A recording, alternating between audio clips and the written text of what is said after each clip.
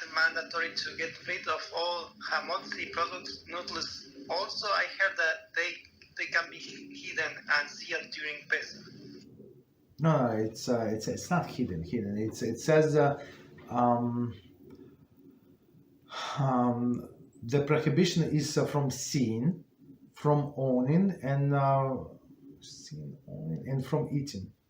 Right. So if it's still if it's hidden, if you cover it with a box or something, if you put it in your closet or something, so it's still you own it. That does not make any difference. So that's why there are two options. There are not three, but two options.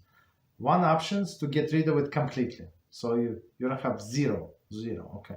Second, it's is it practical for all people? I would say very organized people, yes, but not so organized people, or like people who are not so rich, maybe not so practical, right? So the most practical is to sell to a non-Jew, right? All of the chametz, and you do it through the rabbi. There is special procedure, and actually some people do it through the internet. So and they find actually they do a match wherever they ask you where you live, and they find a rabbi in your area, and he's going to sell to non-Jew in your area, right? Because it simply makes sense.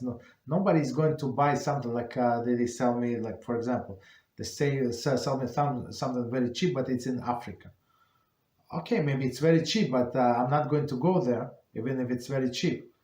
You understand? So the proper way is to sell to a person who is this non-Jew that